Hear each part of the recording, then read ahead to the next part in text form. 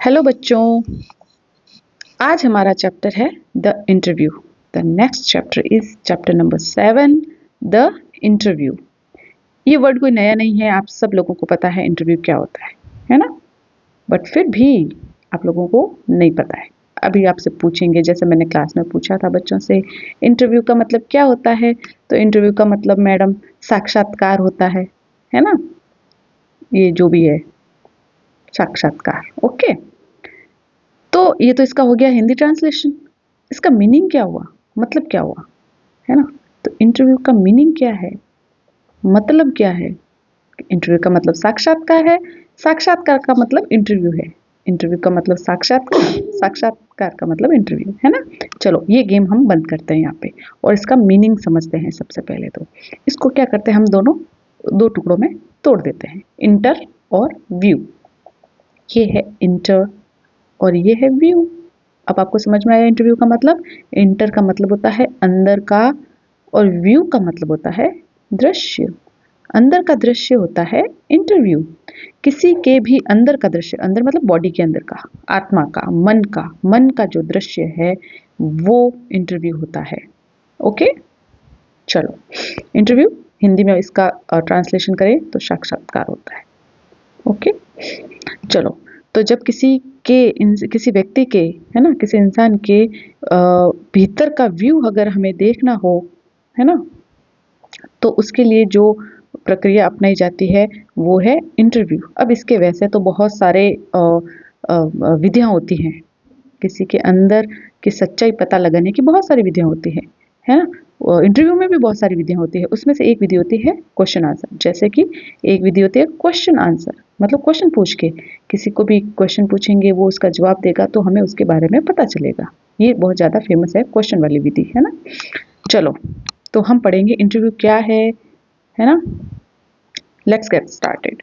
Since its invention a little over 130 years ago, the interview has become a commonplace of journalism. 130 वर्ष से थोड़े ज़्यादा समय से, जब से इसका इन्वेंशन हुआ है, इन्वेंशन आविष्कार, है ना। जब से इसका आविष्कार हुआ है साक्षात्कार पत्रकारिता में, जर्नलिज्म में एक आम बात हो गई है। कॉमन प्लेस मतलब कॉमन हो गया है बहुत। जब देखो टीवी के ऊपर वो ऐसे बैठे रहते हैं लोग, है ना, इंटरव्यू लेने का काम, इंटरव्यू लेते रहते हैं, है ना। चलो, today almost everybody who is literate will have read an interview. जो भी पढ़ा लिखा आजकल इंसान है उसने कभी ना कभी तो इंटरव्यू पढ़ा ही होगा, at some point in their lives, कभी ना कभी अपनी लाइफ में। While from the other point of view, several thousand celebrities have been interviewed over the years. और दूसरे साइड में हम देखें, दूसरे पॉइंट ऑफ व्यू से देखें तो बहुत सारे, कई हजारों सेलिब्रिटीज, जो सेलिब्रिटीज होते हैं, जो फेमस व्यक्तित्व होते हैं, पर्सनालिटी होती है, उन्होंने बहुत सारे इंटरव्यू दिए भी होंगे। सम ऑफ देम रिपीटेडली, और बहुत सारों ने तो बहुत बार दिए हैं, है ना। So it is hardly surprising that opinions of the interview, of its functions, methods and merits vary considerably. It means, इसलिए इसमें कोई आश्चर्य नहीं कि साक्षात्कार के बारे में, उसके कार्यों के बारे में, उसके तरीकों और गुणों के बारे में विचार काफ़ी अलग-अलग है ना। Some might make quite extravagant claims for its as being in its highest form. Extravagant का मतलब होता है जैसे क्या बोलते हैं हिंदी में, उसके लिए होता है अतिशयोक्तिपूर्ण, है ना। अतिशयोक्तिपूर्ण मतलब जरूरत से ज़्यादा, कुछ ज़्यादा ही फेंकना। अतिशयोक्ति का अपन नॉर्मल अपनी भाषा में वर्ड यूज़ करते हैं, ज़्यादा जो फेंकता है ना, जरूरत से ज़्यादा। कि आज मैंने हाथी को उड़ते हुए देखा, तो ये क्या हो गई, अतिशयोक्ति हो गई, एक्स्ट्रावेजेंट। तो वो लोग क्लेम करते हैं, दावा करते हैं, ये हाईएस्ट फॉर्म है, उच्चतम रूप है किसका, अ सोर्स ऑफ ट्रूथ, सच्चाई पता लगाने का जो हाईएस्ट फॉर्म है, जो उच्चतम रूप है, वो क्या है, इंटरव्यू है ना। कुछ लोग इतना फेंकते हैं। And in its practice and art, और ये प्रैक्टिस में क्या है, एक कला है ना। व्यवहार में ये क्या है, एक कला है। कला क्या है, इंटरव्यू देना और लेना दोनों क्या है, कला है। आपको एक तरीका आना चाहिए इंटरव्यू देने का भी और लेने का भी। हर किसी के बस की बात नहीं होती है इंटरव्यू देना भी और लेना भी, क्योंकि इंटरव्यू जो क्वेश्चन पूछ रहा है ना, तो आप में ये कला होनी चाहिए कि आपको इसका जवाब कैसे देना है ना। कुछ ऐसा मत बोल देना जो नहीं बताना चाहिए था, है ना। तो ये क्या है, कला है। Others, usually celebrities who see themselves as its victim.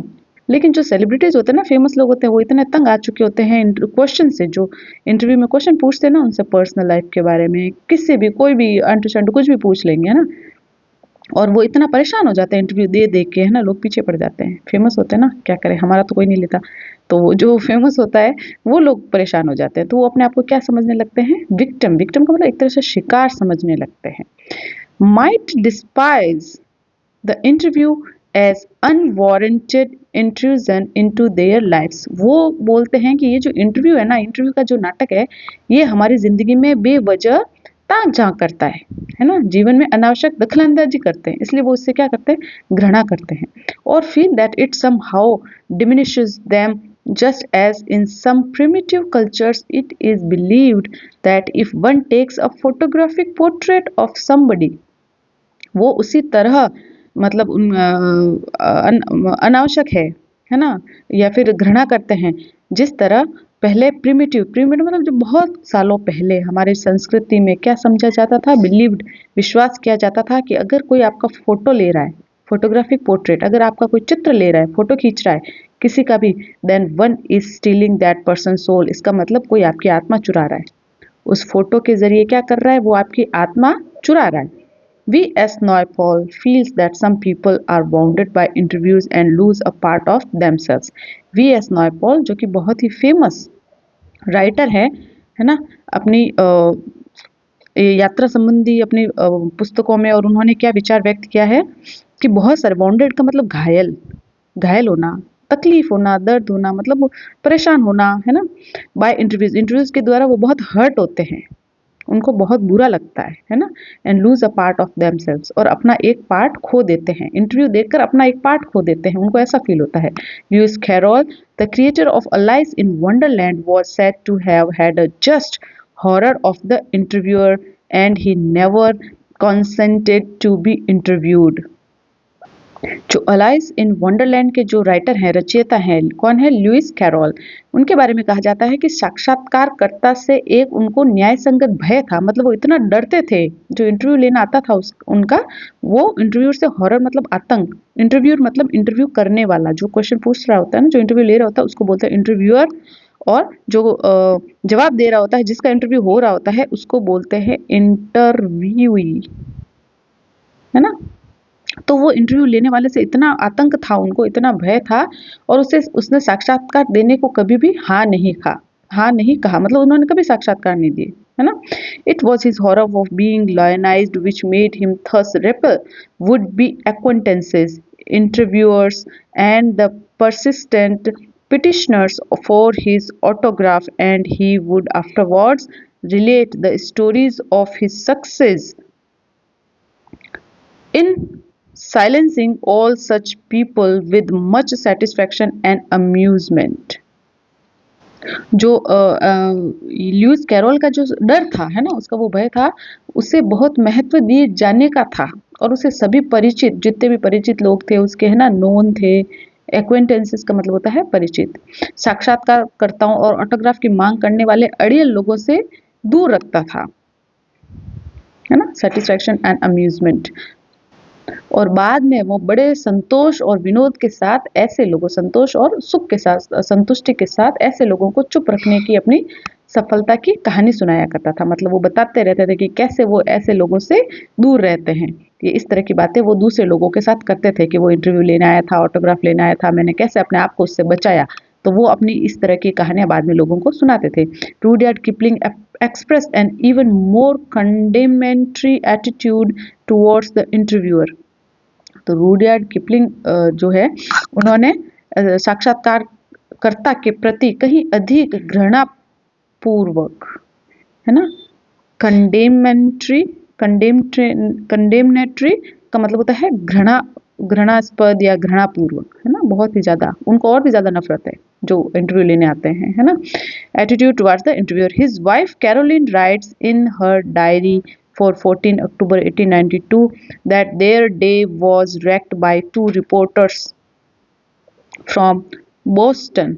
उनकी वाइफ ने लिखा, कैरोलिन ने अपनी डायरी में लिखा 14 अक्टूबर 1892 को कि बोस्टन से दो रिपोर्टर आए संवाददाता, रिपोर्टर संवाददाता है ना, रिपोर्टर्स आए, उन्होंने उनका क्या किया, पूरा दिन खराब कर दिया।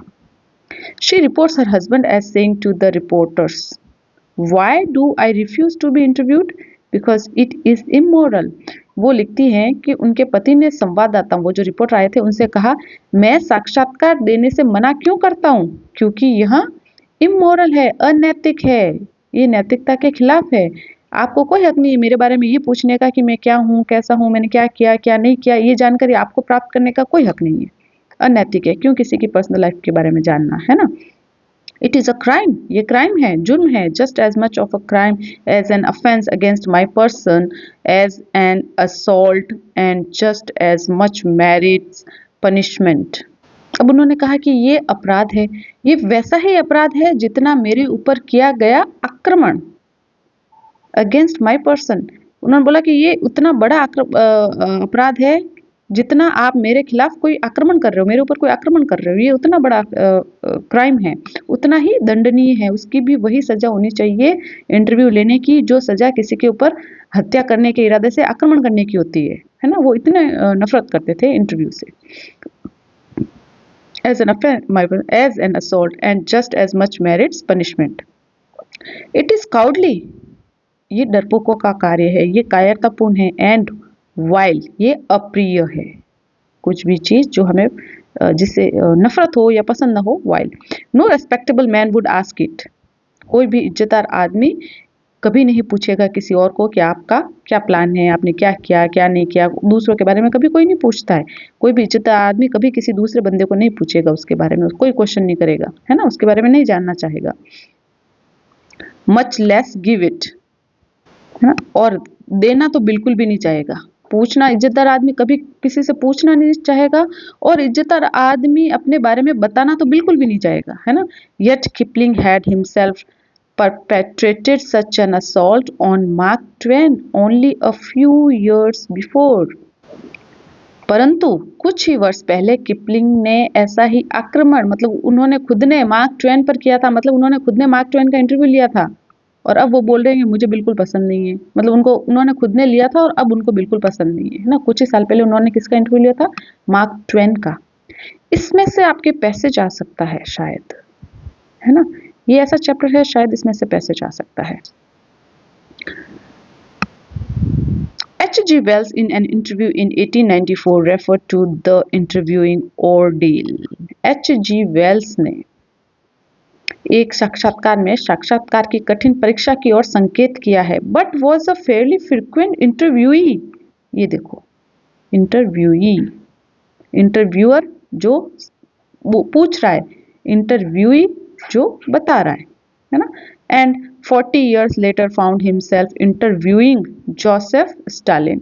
H.G. वेल्स ने भी साक्षात्कार की कठिन परीक्षा की ओर संकेत किया, परंतु अक्सर वे खुद साक्षात्कार देते रहते थे, वे खुद इंटरव्यू देते रहते थे। और 40 years later 40 साल बाद उन्होंने स्वयं को जोसेफ स्टालिन का साक्षात्कार लेते हुए पाया। उन्होंने खुद भी देते रहते थे, और 40 साल बाद उन्होंने क्या किया, जोसेफ स्टालिन का खुद भी तो इंटरव्यू लिया, लेकिन फिर भी उनको इंटरव्यू ना लेना पसंद है ना देना पसंद है।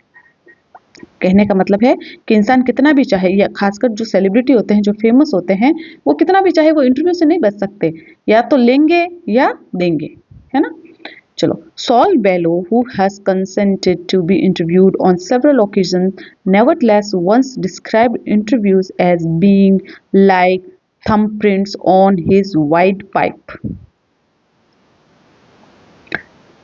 सॉल बेलो अनेक अवसरों पर साक्षात्कार देना स्वीकार करने के बावजूद भी, सॉल बेलो जो थे, उन्होंने स्वीकार किया है कि उन्होंने बहुत सारे इंटरव्यू दिए हैं, मतलब उनका रेगुलर काम था इंटरव्यू देने का, है ना। लेकिन फिर भी एक बार साक्षात्कार को, इंटरव्यू को अपनी श्वास नली पर अंगूठे के निशान जैसा, मतलब ऐसा लगता है जैसे किसी ने मेरे गले की जो नस है ना, जिससे अपन सांस ले, जिसको दबाने से इंसान मर जाता है, उस नस के ऊपर ऐसा लग रहा है किसी ने अंगूठा रख दिया हो, वो उनको इंटरव्यू वैसा फील होता था, है ना। विंड पाइप, श्वास नली के ऊपर किसी ने अंगूठा दे मारा हो, अंगूठा दबा के रखा हो, इतना दम घोटू होता है क्या interview. Yet despite the drawbacks of the interview, it is a supremely serviceable medium of communication. इतने सारी बुराइयों के बावजूद जो जितने भी बड़े बड़े फेमस राइटर हैं सब सब, है ना, जोसेफ स्टालिन, सॉल बेलो, मार्क ट्वेन, वी.एस. नॉयपॉल, सब इंटरव्यू से डरते हैं, उनसे नफरत करते हैं, लेकिन सबने इंटरव्यू दिए भी हैं, इंटरव्यू लिए भी हैं। अब इतने सारे ड्रॉबैक्स के बावजूद भी, साक्षात्कार के दोषों के बावजूद, यह कम्युनिकेशन का, किसका, संवाद का क्या है, सर्वोत्तम उपयोगी मीडियम है, माध्यम है। ये संवाद का बहुत अच्छा माध्यम है ना। These days, more than at any other time, our most vivid impressions of our contemporaries are through interviews. अन्य किसी समय से ज़्यादा इन दिनों हमारे जो समकालीन लोगों के बारे में हमारे स्पष्ट विचार साक्षात्कार से ही बनते हैं, साक्षात्कार से ही हमें पता चलता है ना। किसी का इंटरव्यू लेने से तो पता चलता है कि वो क्या सोच रहा है, उसने क्या किया है, उसको क्या करना है। जो भी फेमस पर्सनैलिटी होगी तो इंटरव्यू से ही आजकल पता चलता है ना। Dennis Bryan has written almost everything of moment reaches us through the men asking questions of other. Dennis Brian लिखते हैं, लगभग हर अत्यंत महत्वपूर्ण बात हम तक एक आदमी से दूसरे आदमी से किसके थ्रू पहुंचती है, क्वेश्चन पूछने से ही तो हमें पता चलता है ना। सब कुछ हमें कैसे पता चल रहा है आजकल, क्वेश्चन पूछने से। और क्वेश्चन पूछने को ही क्या कहते हैं, इंटरव्यू कहते हैं, है ना। Because of this, the interviewer holds a position of unprecedented power and influence.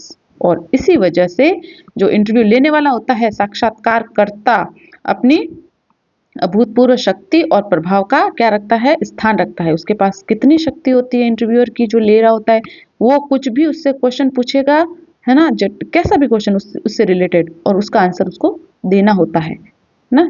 कभी कभी इंटरव्यूअर इतनी समझदारी से क्वेश्चन पूछता है कि सामने वाले को नहीं बताना होता, फिर भी वो इनडायरेक्टली उसकी बातों में आकर उसके क्वेश्चन में फंस जाता है और वो सारे राज बता देता है जो उसको नहीं बताने थे। तो ये क्या है, एक कला है इंटरव्यू लेने वाले की।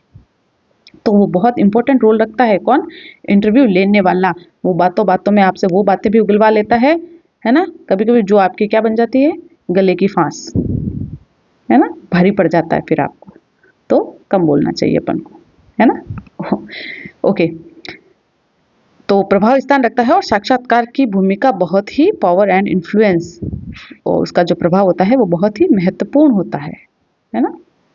जैसे इंटरव्यू लेते हैं, रजत शर्मा को जानते होंगे आप लोग, है ना, इंडिया टीवी पे आते हैं शायद, बहुत सारे फेमस पर्सनालिटीज उनके इंटरव्यू लेते रहते हैं। वो कभी देखा हो तो उनको चश्मा लगाते हैं बड़ा सा, है ना। तो चलो, इसके 2 पार्ट हैं इस चैप्टर के। ओके, ये सेकंड पार्ट अपन नेक्स्ट वीडियो में करेंगे। अभी ये खत्म हो चुका है। इंपॉर्टेंट क्वेश्चंस क्या हैं, ये रहे इंपॉर्टेंट क्वेश्चन अपने, है ना। इसको लगा देते हैं स्टार। ये क्वेश्चन इनमें से कोई एक आपको दिखेगा आपके बोर्ड के पेपर में, तो इसको अच्छे से आप लोग रीड कर लेना, पढ़ लेना, अगर कर सकते हो तो, और नहीं कर सकते हो तो कोई बात नहीं, अगले साल फिर अगर 12th करने का मौका मिले आप लोगों को तब कर लेना, है ना। चलो, ये है और ऊपर और हैं शायद। ओके, नहीं है, इस पार्ट में ये क्वेश्चन है, तो इनको एक बार देख लेना, पढ़ लेना, इम्पोर्टेंट है ना। याद करोगे कि मैडम ने बोला था। चलो, बाय बाय।